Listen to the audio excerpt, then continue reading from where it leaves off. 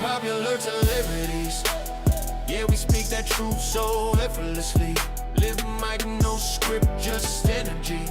From the block to the base to the legacy. Unpopular, yeah, celebrities. Started with a combo, now the world leaning in. For vets in the room, let the stories begin. No filters, no scripts, just wisdom and sin. We talk hustle hard and the places we've been. From the field to the mic, that growth is the lesson. Turn pressure into presence, that's the real confession. Got the crowd tuned in for the raw and the rare. You can feel the truth breathe through the air. Unpopular celebrities. Yeah, we speak that truth so effortlessly. Live mic, no script, just energy. From the block to the base to the legacy. Unpopular celebrities. Talk music, talk ball, talk rank and salute. Every topic on the table, every word in pursuit. We the voice for the ones that the world overlook. Turn pain into punchlines, life into the hook. Yes, in the chair, we breaking the mold. Every episode's heat, every message is gold. No gimmicks, no mask, just purpose and peace. When the lights come on, that real don't cease. Unpopular celebrities. Yeah, we speak that truth so effortlessly. Live mic, no script, just energy. From the block to the base to the legacy. Unpopular celebrity. We ain't chasing fame, we redefining the game. Give light to the name that the system can't tame. Got the people tuned in, cause they feel our lane. It's the voice of the real, not a chase for acclaim. Mic check, then the vibe start to settle for a host. One stage and the truth is the metal. So before that show start, let the beat breathe steady. When you hear that name, just know we ready. Oh yeah, when you hear that name, just know we ready. Unpopular celebrities. Yeah, we speak that truth so effortlessly. Live mic, no script, just energy. From the block to the base to the legacy. Unpopular celebrities.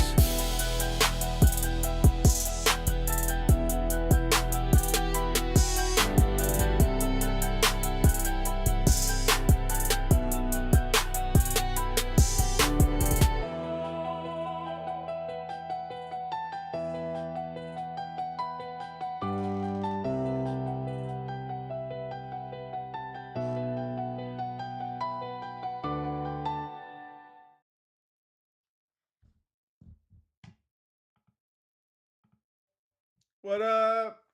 What up, party people? What is going on with y'all today? Super Bowl Sunday. Another great show. Another great day for some of us, for all of us, most of us, whatever it is. What up, Billy? Good morning, everybody. Good morning. Good morning.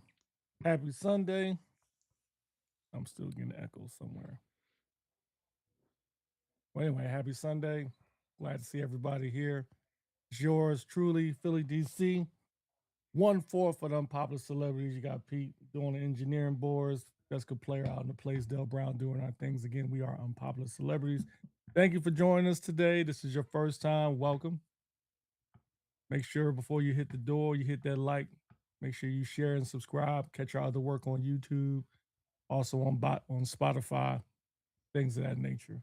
For those that's in the building, we'll give it a couple of minutes before we get started. We got a good show for you today. We want to make sure we get as many folks in here as possible because there's a lot of things that we're going to talk about that affects folks. Let's see. Divine says intro ain't work because you got that enlisted pay. Well said. Well said. Well said. Anyway, like I was saying, we advertised the show all week. A couple of our listeners asked us to do this show, actually for quite a while. And pretty much the show is the Air Force has a problem.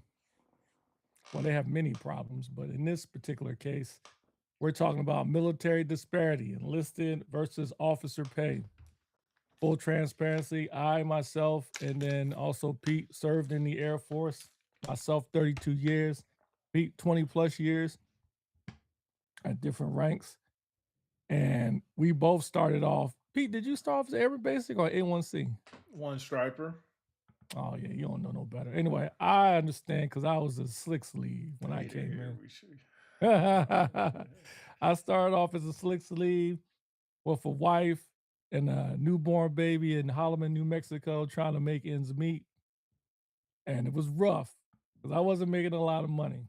And so, fast forward to today, slick sleeves, or otherwise known as airman basics, make a lot more money than I did back in the day. However, I would argue that there is still an issue with pay, which is the reason why we're here today.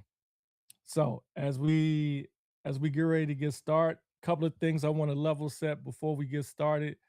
This is not a show about to officer bash. We're not bashing any officers in this show today. Just want to make sure that's clear. Don't have no issues with officers. I served under many good officers, some bad, but mostly good officers.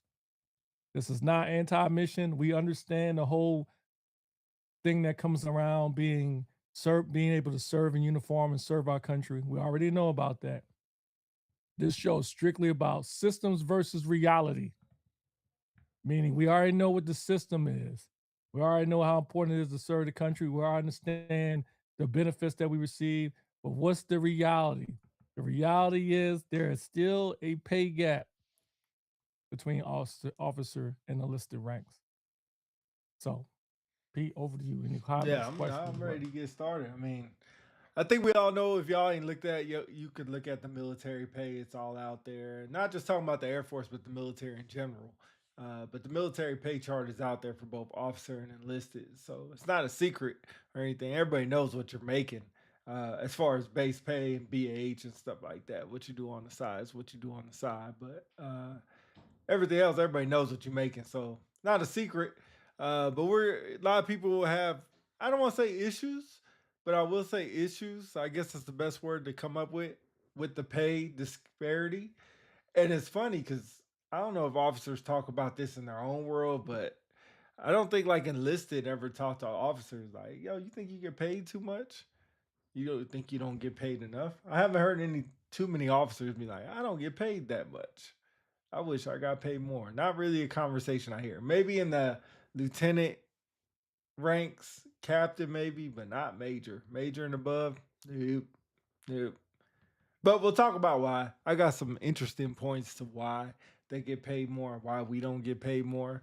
Um, some is probably truth. Some is probably just my opinion. More probably my opinion than actual truth. But anyway, yeah, stop there. Yeah, in my experience, I've heard some conversations with officers expressing that they should be getting paid more money. And I think it falls in line with one of the things we'll discuss later as far as the difference between civilian compensation and military compensation. I mean, it's clear there is a gap in there. But um, I would argue for the enlisted side, it's a much huge gap. So Mm.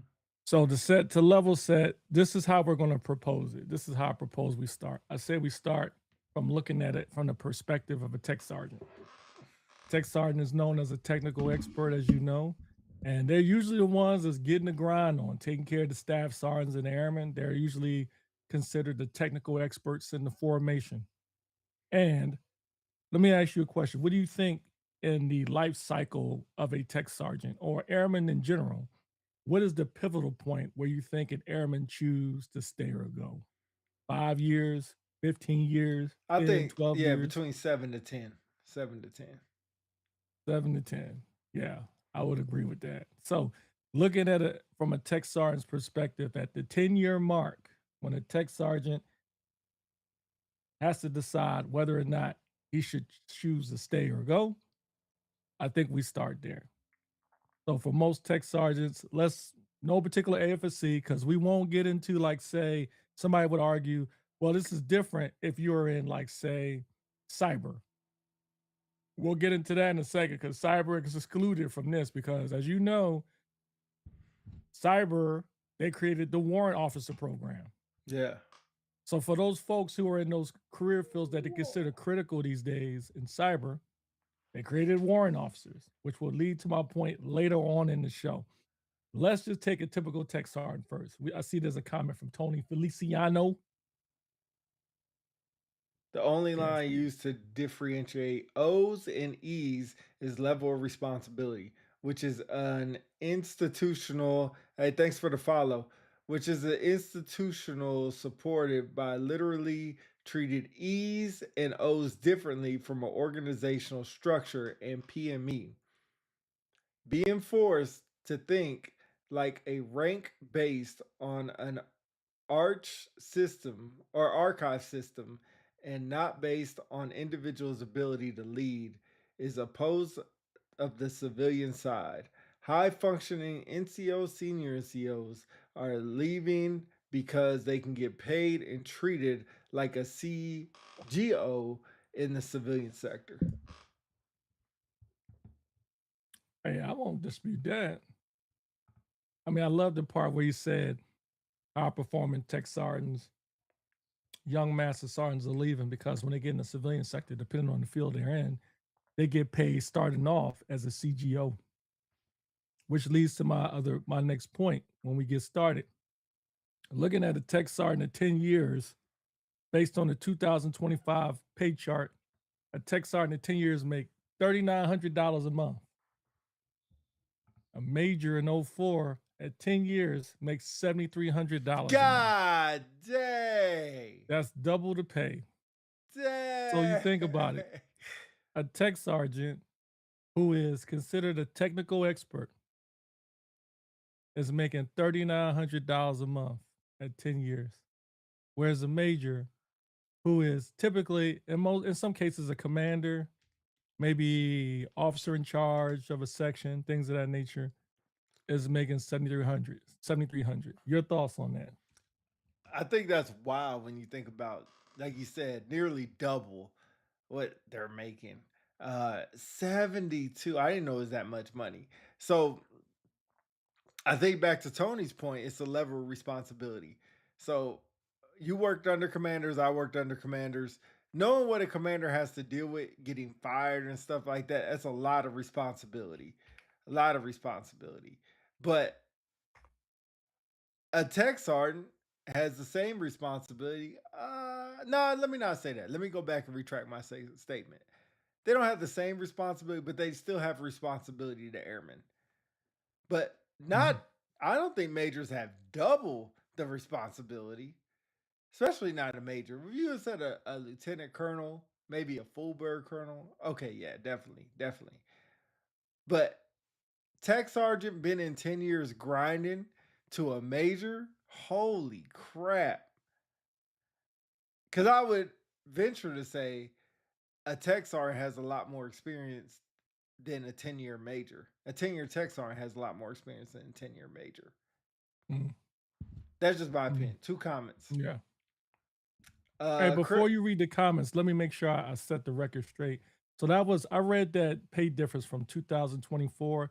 The 2025 pay chart is different, but pretty much the same as far as double the pay. And these 6 at 10 years makes $4,585 base pay, whereas a major at 10 years makes $9,075. So still double the pay. Go ahead, I'm sorry.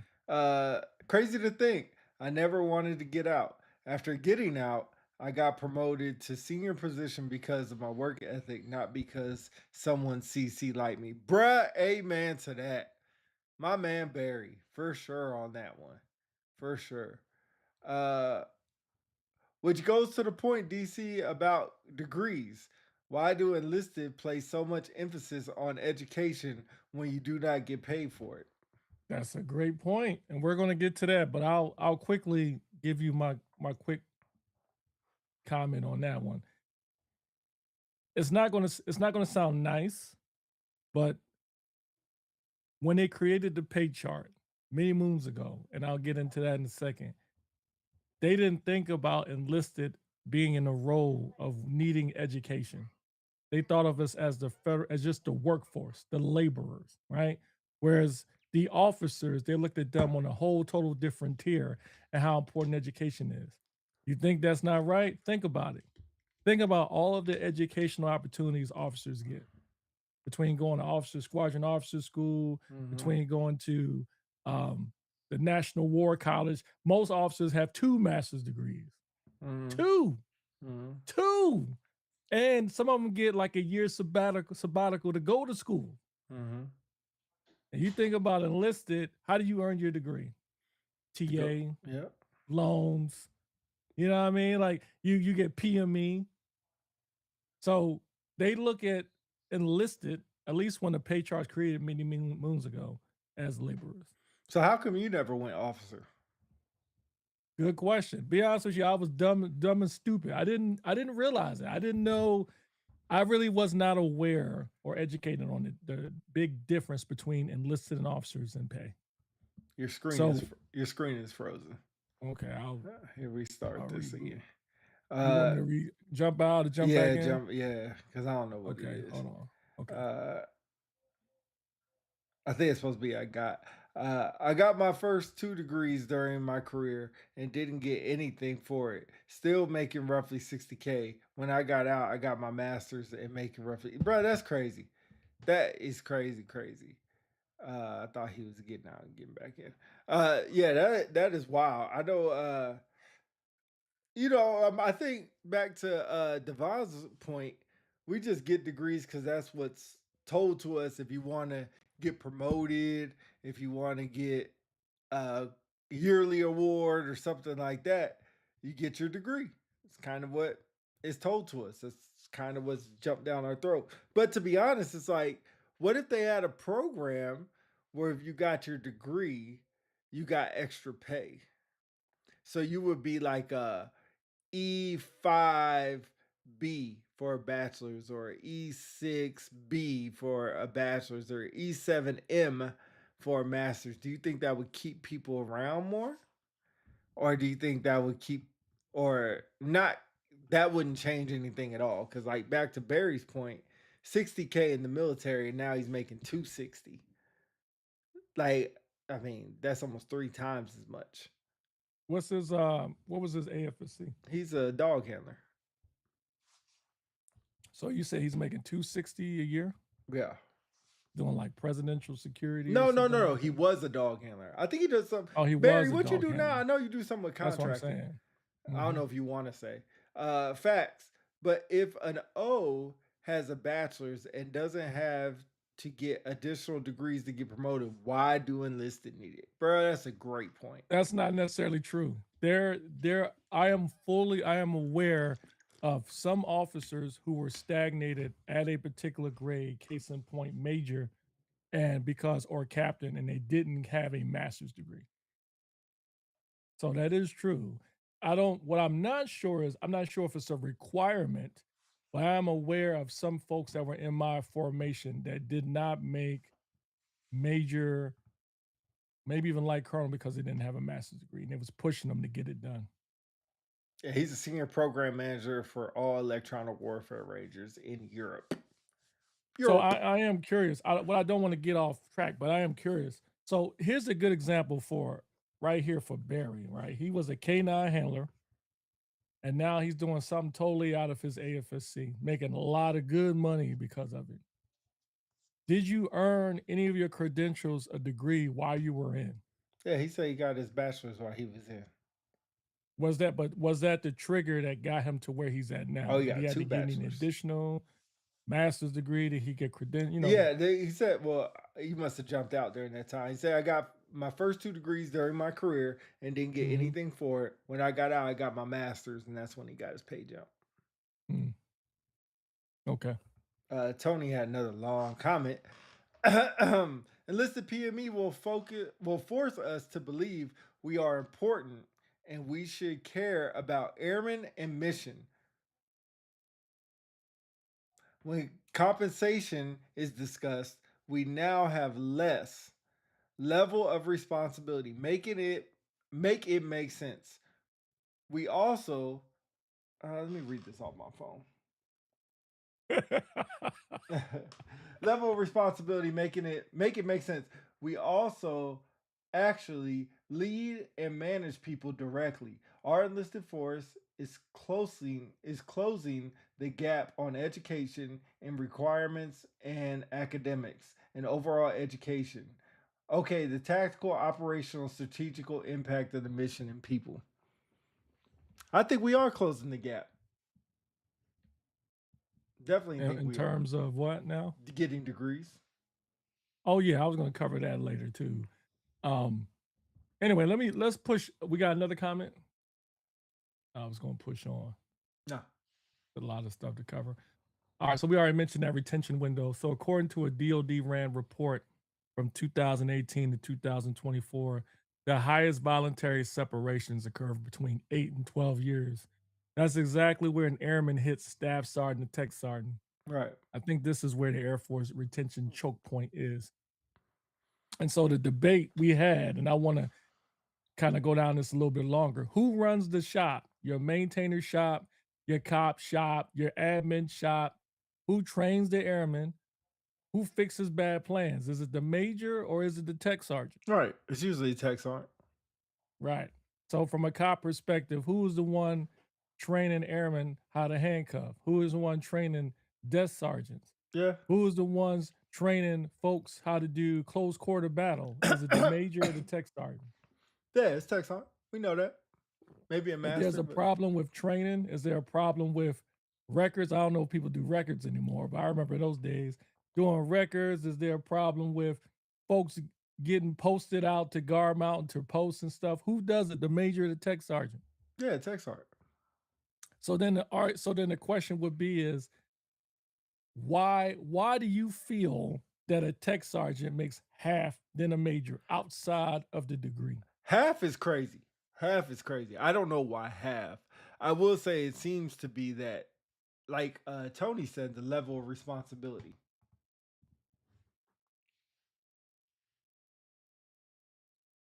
Pete? Because to be honest, like Okay. the tech sergeant's doing everything, but the major's still responsible. Yeah. Like, yeah, the tech sergeant head's gonna roll if something happens, but the major pause head is right behind him. Right.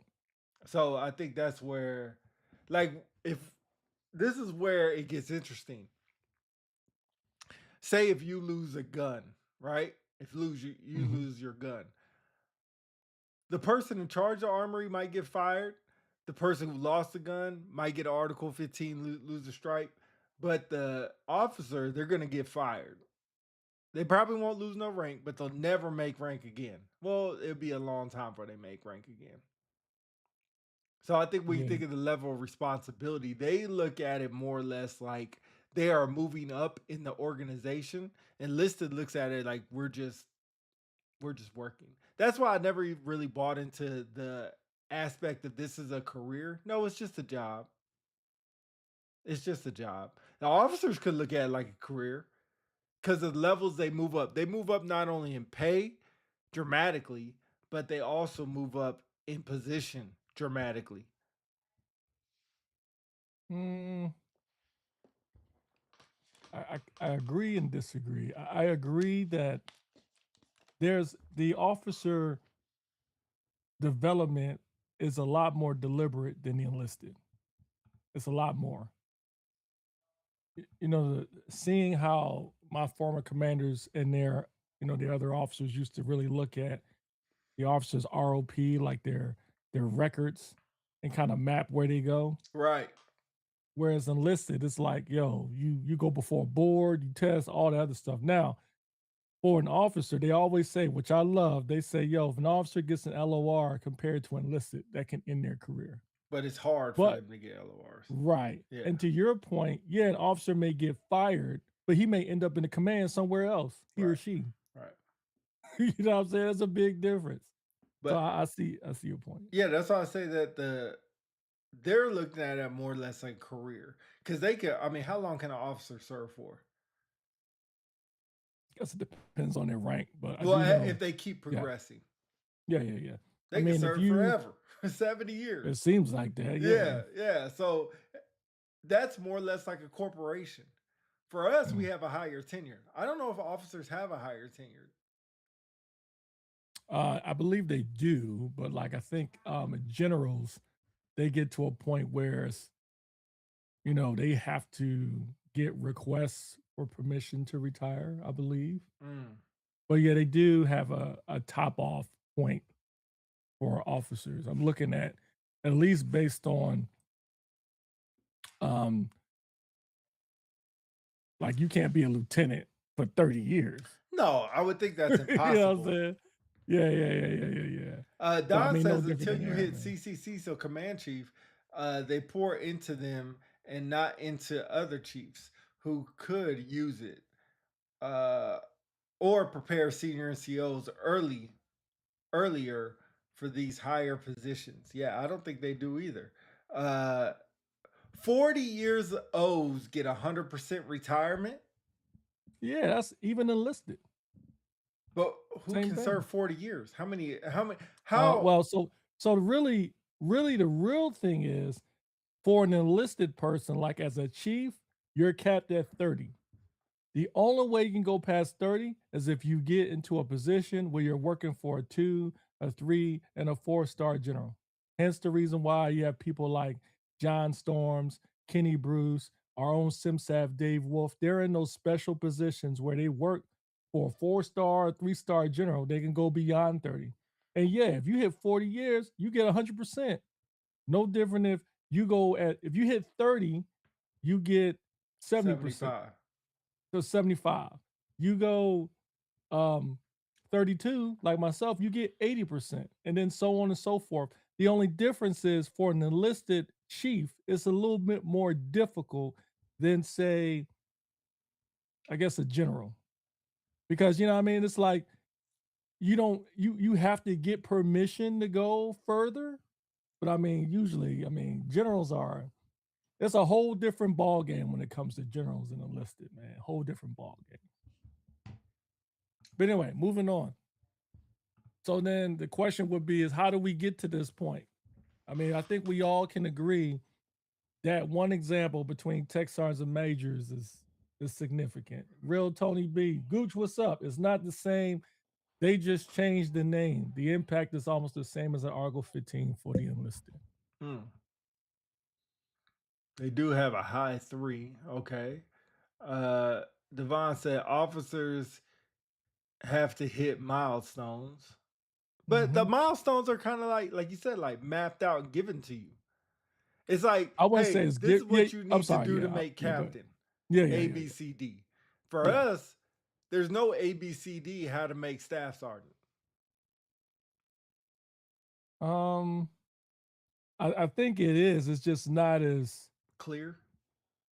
I wouldn't say clear. It's not as I guess clear cut. You know what I mean? Like, to be a staff sergeant, they say like back in the day when they had records, you had to have like your 7 level and all this other stuff or whatever. But for officers, it's like up till major, it's not difficult at all. No. Not. And that pay is huge. Yeah, as you Correct. I read. could have done 33 with my boss, exactly, but left at 30. At So go ahead. Edgar, I think I'm saying your name right. Said at tactical level, it's easy to compare officers and sand enlisted responsibilities. However, most officers operate on the staff above and technical level of control. What an officer is expected to as a staff officer will differ dramatically from what enlisted are expected to do. What do you mean? Can you be a little bit more elaborate a little bit more? Basically Because I saying, would go ahead. go ahead. Go ahead. No, go ahead. It basically sounds like he's saying, I mean, his last sentence is what an officer is expected differs dramatically from what enlisted is expected on the staff So level. so then I would say why. You know what I mean? Like you take a major, right, at the staff level, and you take a master sergeant at the staff level. Why would it be expected more from a major than a master sergeant? It's because he's a major? Is it because of the education? That's rhetorical. I didn't. I'm just Now, curious. fam, where do they get their answers from? I don't know. I do think their responsibility on paper is different, but day to day operations, I think, it's almost like I hate to use a person, but we all know Elon Musk. Like he's in charge of Tesla, but he don't do anything to build the cars or he hires people to do that. So that's like the officer. The officer doesn't do all that stuff. But Elon is the one you hear about. So if something happens to Tesla, they automatically think Elon. That's kind of like how officers are. If something happens at the cop squadron, depending on what level you operate at, you think of the commander. You don't think of the airman unless somebody got shot or something like that. But a vehicle accident, you think about, well, major, what happened? Officer, what happened? And then they have to answer to it. And most officers be like, I wasn't in the car. I don't know. But of course, because they get paid more, they got to answer those questions to what things they weren't involved in. Hmm. So, question: why do you think the military pay is the way it is today? I Like, think who came up with that yeah, idea? you talked You about at think? the beginning is that enlisted were looked at as one thing, officers were looked at as another thing, and it's never been changed. Way, way, way back in when I don't know how long ago, probably in the beginning of the army days. Right. There are enlisted You members with more education than their flight commander, and sometimes more than their CC. True, they just got it late. They just didn't have whatever was afforded to the officer, whether it was grit, whether it was knowledge, whether it was whatever it was, for them to get it before they came in. Most of our enlisted people get it when they come in. Financial reasons, there's 1,000 reasons. Yeah, put it in the context. The military pay system was created in 1949. Career Compensation Act. Doing my research. Basically means military pay was written into the federal law, not by commanders. Looking at the enlisted education, since we're talking about that, from the DoD demographics from the Air Force Almanac, more than 60% have some college. This is enlisted folks. More than 9 to 10% bachelor's, 2 to 3% masters. It's probably a little bit more than that. That was from 2003 and 2024. So the Devon McCoy's, let's see, pay scale was established when DC joined. Anyway, moving on to Devon McCoy's other legitimate point a few minutes ago. Yeah, we have some enlisted members with more education than their flight commanders, but just like you said, they got it at a later point. But my argument would be this: doesn't that mean more education, more experience, more knowledge?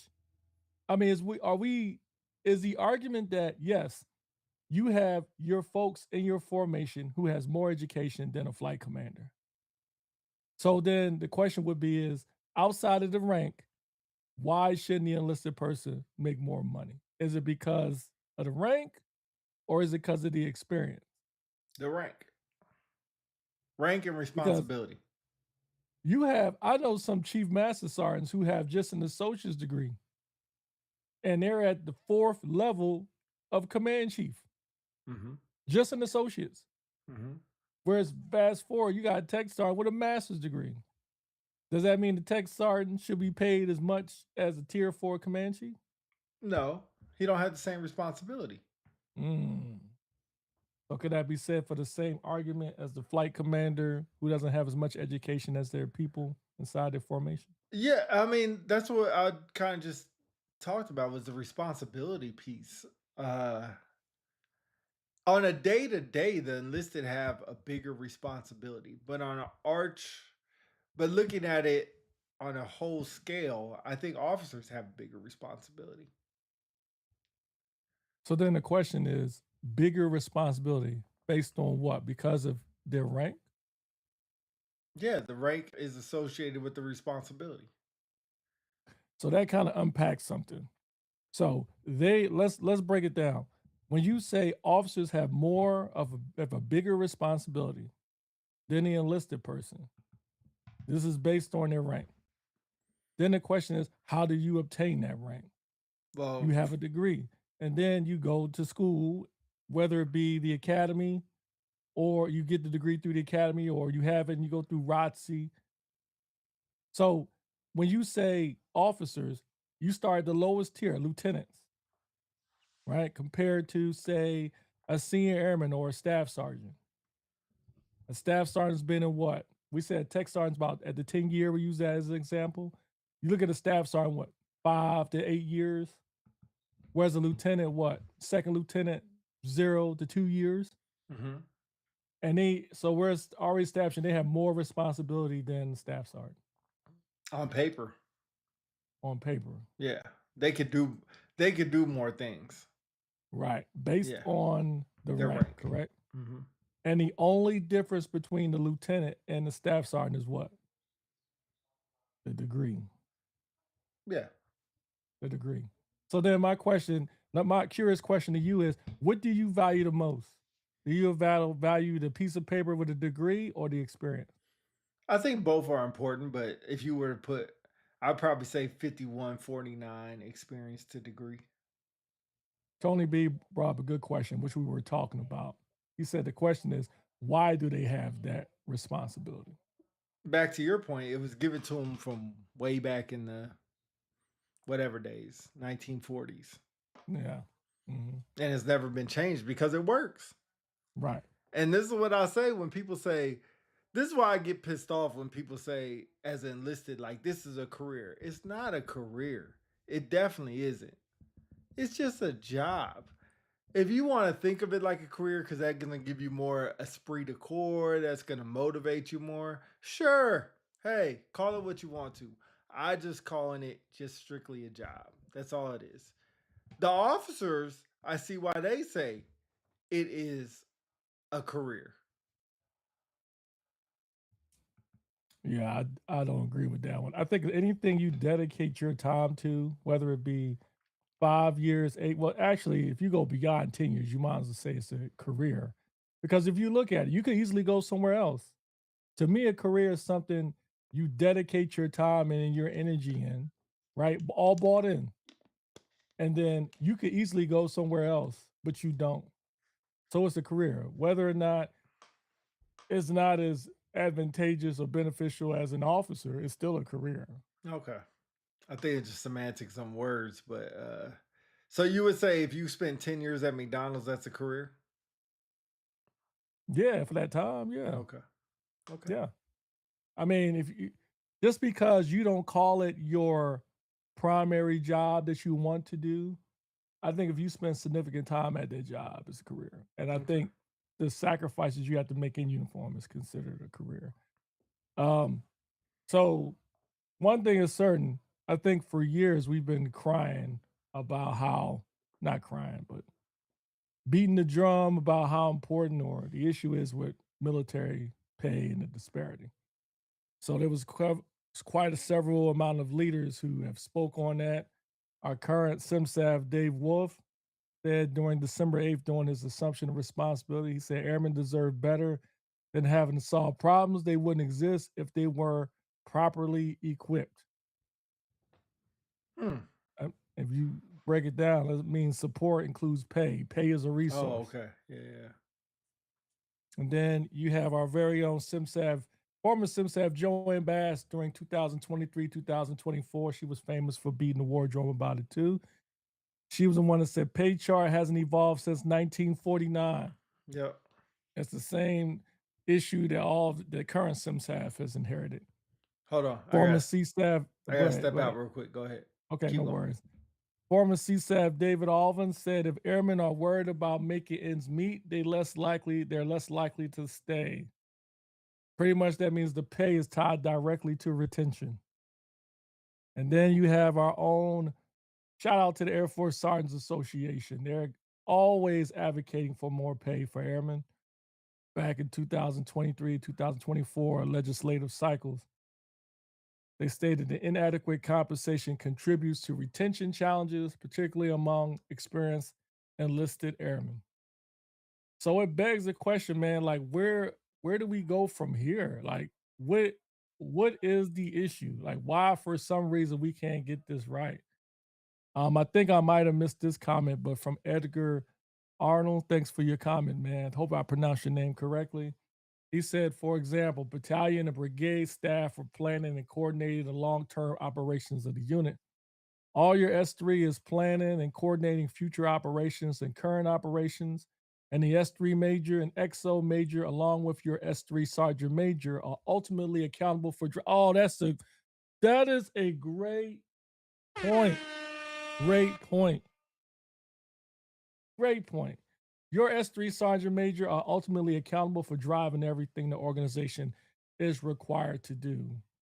Devon McCoy says degrees are seen as competence. Agree with that one too. And he also says, which is why you should retire at 20. That's another topic for another day, man. I've heard people say that you should retire at 20. I'm not totally sold on that one. I think if you enjoy what you do, then stay. I've always said if you're looking to get rich in the military, your mind is in the wrong game unless you're really savvy with money, saving, investing. But straight out pay, even for officers, they could get paid more somewhere else. So you don't stay for the pay. But that doesn't mean that there's an issue with what we're getting paid now. So moving on. So going on to back in 2025. So late 2024, 2012, remember there was a big push up on the hill to get enlisted pay increased. And so the idea was to increase the pay across the board. And so ultimately, there was a compromise. And instead of doing all enlisted, they did 4.5% across the board. But then later on in April of 25, they settled for a 14.5% increase in E1 through E4. That's about $200 a month extra for E1 and then $300 a month extra for E4. So it was a slight win, but you got to wonder why not for all of the enlisted across the board? This started at the House Armed Services Committee during the spring and fall of 2024. The proposal was 15% to a 19.5% raise for junior enlisted folks. Devon McCoy says, not about rich, it's paid for your value. And I agree, bro. I agree with you. I agree 100%. It's just, I really don't know why, man. Like, it makes perfect sense to me. I agree with you. But back to the House of Armed Services Committee. So here's the reason why that 15 to 19.5% raise for junior enlisted was denied or reduced. Budget caps, Senate resistance, White House opposition, and then a pending quadrennial review of the military compensation. So really, in the end, targeted junior enlisted pay raise now, study the rest later. So it's kind of like slow roll to a later date. And then the other thing is Congress admitted pay was a problem. They tried to fix it broadly, but got blocked and settled on helping the lowest ranks first. So to me, even though it wasn't a total victory, there's something you can get out of that. They acknowledge that the pay for junior enlisted, maybe even enlisted pay needs to be increased or needs to be looked at to be increased. So there's hope there, but we haven't gotten to that point yet. And we got to remember, in the end, retention decisions are made on mostly cash flow, not benefit spreadsheets. This goes out to the folks, even myself, I'm guilty, that have told young folks, you say you don't get enough money, but look at all the other benefits you get. BAH, BAS, for some folks, special duty pay, free medical care. And we say that's not tax. But in the end, that's not cash in your pocket. That's not, especially when you compare it again to what the folks on the other side, the officer side, makes. Pay doesn't have to be number one, it just has to be the breaking point. So here's the other thing. The reward for being great at your job is doing a different job. This is for folks who claim that we should go and commission. Tony B says, though it's garbage, the pay chart is not a secret. You know what it is when you join. That shouldn't be the reason you stay or go. Tony, I agree. But in the end, I mean, if you think about it, going off topic, this goes to the folks, your enlisted folks who strive to be commissioned.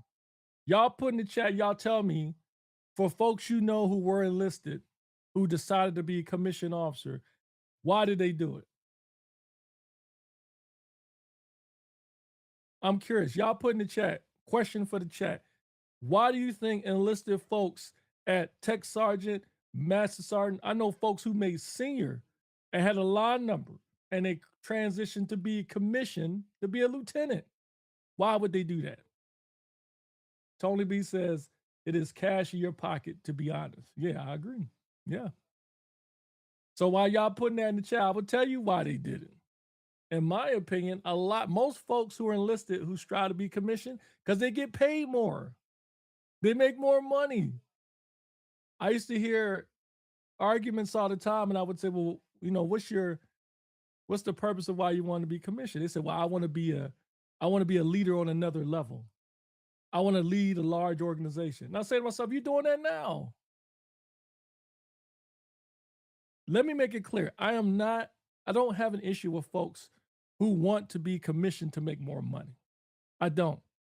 But am I wrong, or does that scream the pay is not enough? If you are a master sergeant and you went to commission and become a second lieutenant, what does that tell you? A master sergeant at, say, 13, 14 years is making more than a lieutenant. I'm pulling up the pay chart. Do a quick math. So if you look at a master sergeant, let's say at average time they make it, let's say master sergeant at 12 years. A master sergeant at 12 years makes $5,387 a year. So you go to a second lieutenant coming in at 4 years. Let's say he makes 4 years. No, I'm sorry, at less than 2 years, they're making roughly $39.98, about $4,000. So there's about a $1,500, $2,000 pay gap between a 10-year master sergeant and a second lieutenant. But by the time the second lieutenant gets to what, captain, at say four years, he's making $7,000. And then a master sergeant, it would take him, he would have to get to, if he doesn't get promoted, he won't reach 7,000 until about 22 years. That's big. I'll pause because I see Pete's there.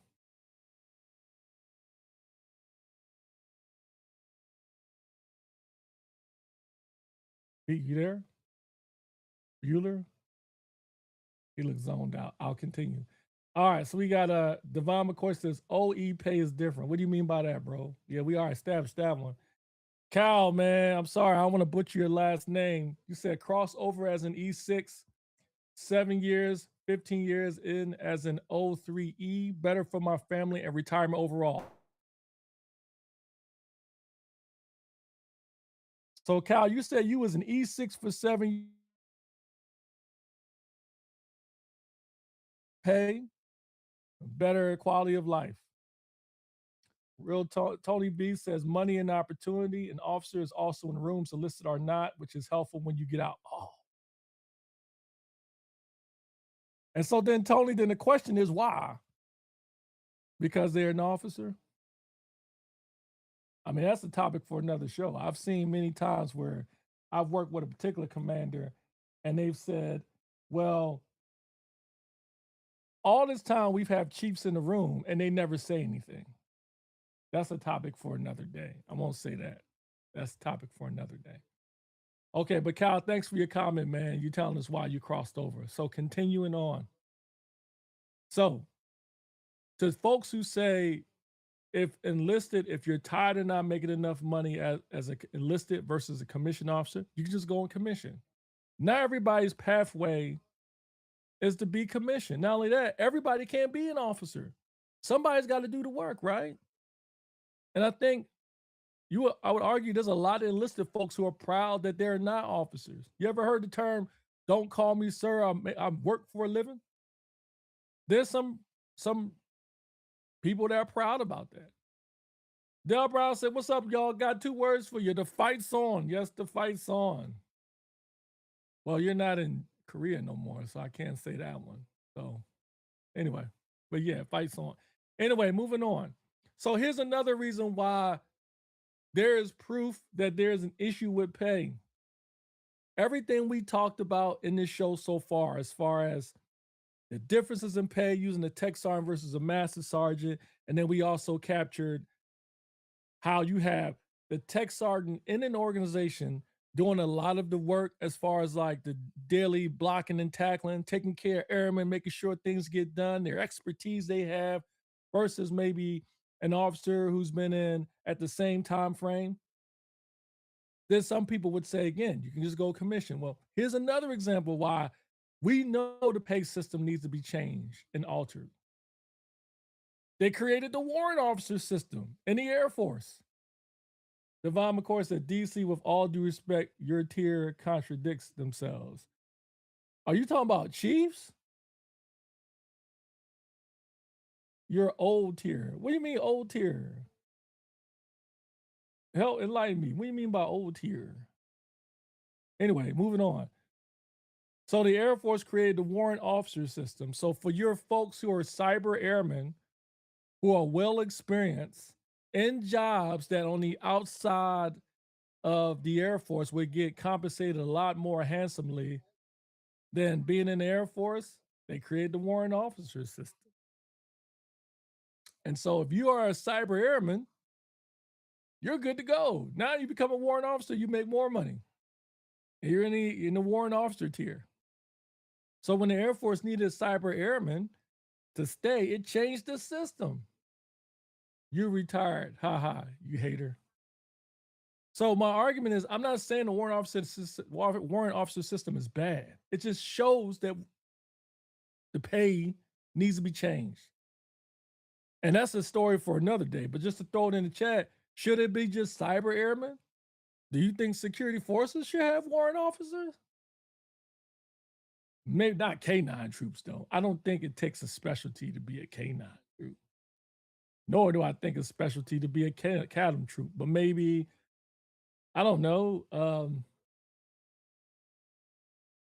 It's hard to say, but I definitely think maintainers should consider having a warrant officer system. Definitely maintainers. Okay, moving on. So from 2023 to 2025, senior leaders said affordability affects retention. Congress agreed and passed a historic pay raise. Again, but only from E1 through E4. The Air Force changed the system again for cyber. So the debate is whether the system can change. Is why these changes stop at technical sergeant. So in the end, how do we fix this? I don't know. I don't know. I have my ideas. I mean, if we think about it, the hard stopper line is the education. I, as a young civilian or civilian in general, comes into the Air Force. I don't have a degree, or I have a degree, and I don't apply to go commission. I'm going in the enlisted track. I, as an individual with a degree, or who doesn't have a degree, and apply for the academy, I go to the academy. If I have a degree, I go to ROTC. Then I become a commission officer. Two different pathways, two different pays. How do we address, or is there a way to find some system where your enlisted folks get compensated for having a degree, specifically in their career field? So ideally, if you are like Devon, who's been in, I don't know, 50 years, I'm just kidding. But let's say you have an admin troop who's been in, say, 10 years, and they have a bachelor's degree or master's degree in human resources. Should they not be paid, be compensated for that? I mean, how many times has your supervisors tell you it's important to get your CCAF degree done? Not a requirement to get promoted unless you go to those senior NCO tiers. But how many times have we told people, encouraged people to get their degree? Someone mentioned earlier in the show, well, what's the point if we don't get recognized for it? One of my proposals would be, if you have a degree in your primary career field, you should get some type of special pay for it. Devon McCoy says, or similar to FLPB foreign language pay. I agree. Or SDAP. I agree. I agree. Especially, and there should be a caveat to that. If I, as a cop, have a master's or bachelor's degree in criminal justice, homeland security, or something, and I receive special pay for it, there should be an additional, say, service requirement. I don't know. Maybe you add another 2 3 years. Question: if you out there had a degree in your primary career field, and the Air Force was willing to pay you extra for it, a certain, I don't know, stipend every month. Let's say, let's just say, for sake of argument, bachelor's $300, master's $400, but you had to stay an additional 2 years on top of your service commitment. Would you take it? I'm curious. I think I probably would. I mean, I would argue if I'm a master sergeant at the time and I have a master's degree and I'm already staying the 20, and the Air Force is gonna be like, hey, you got a master's degree in your AFSC. We are going to pay you a form of special duty pay for you having that degree, but you gotta serve an additional 3 years. I think it's a win, in my opinion. Curious to see what y'all think. So that's one thing. Um, and I'm sure they could do it. I mean, again, they brought in the warrant officer system. So I'm sure there's a way you can do it.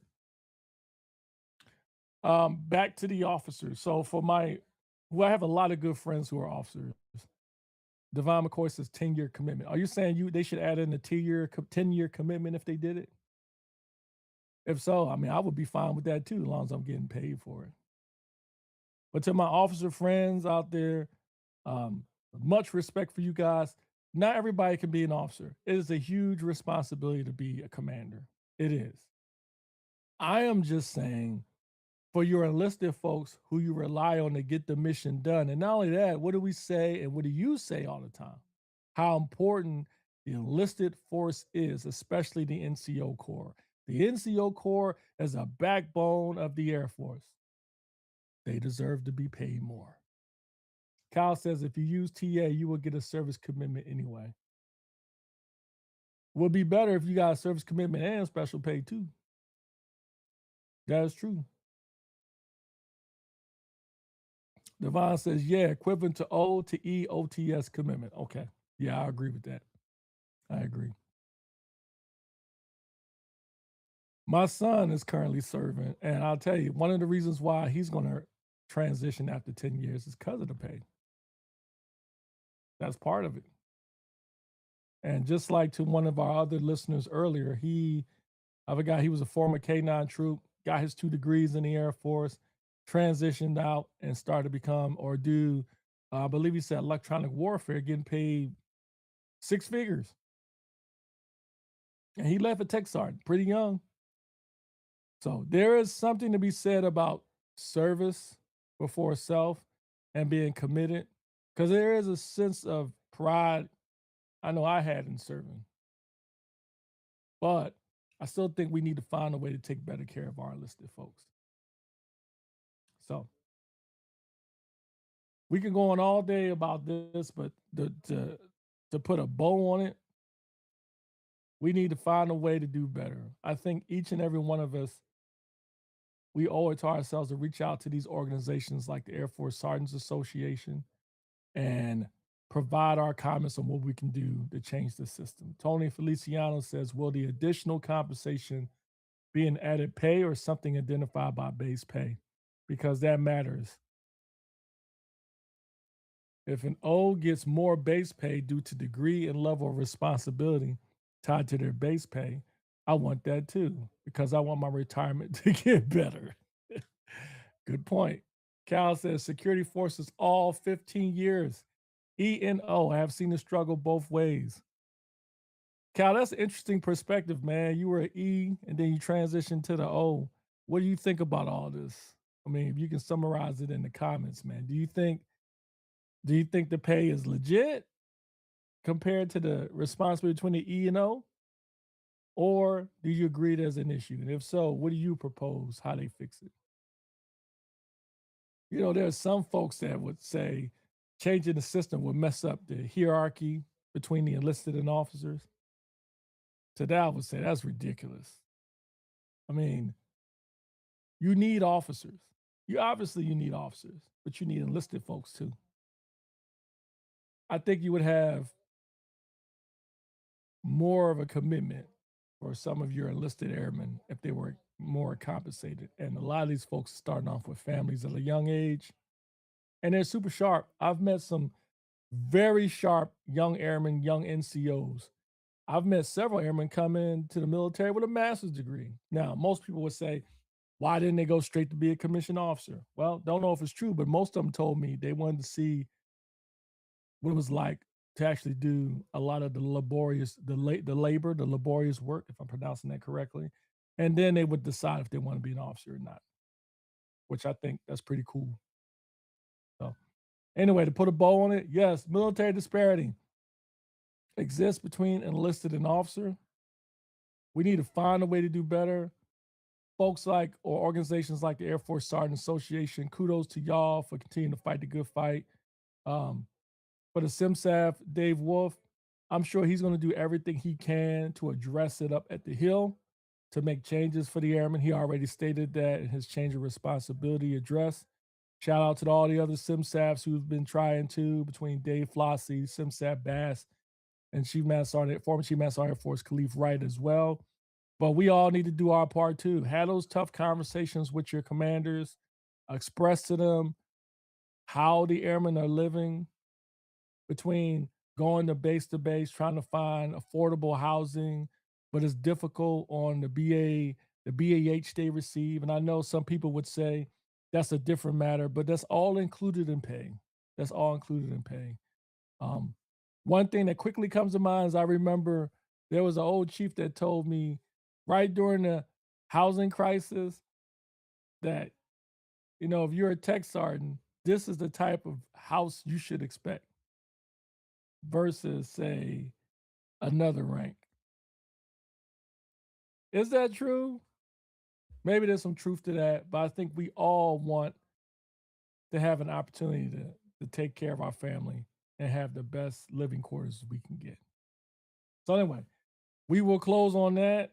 Super Bowl Sunday coming up later on tonight at 17:30 Central Standard Time. Don't know who y'all rooting for. I don't have a dog in the fight. The Birds are not in it. But if I had to pick one, it'd be the Seattle Seahawks because I'm tired of the Patriots winning Super Bowls.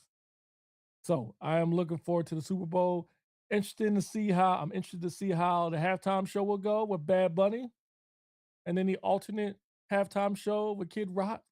Who knows how that would go? I'm sure it'll be interesting to watch all together. But in the meantime, we appreciate y'all being here. We will see y'all on later next week, and more importantly, next Sunday. We appreciate the folks who hit in our DMs and give us ideas for shows just like this one. Keep them coming. If there's something else you want us to address, we will address it and we will give you the credit for it as well. And we thank y'all for listening. Enjoy y'all Sunday.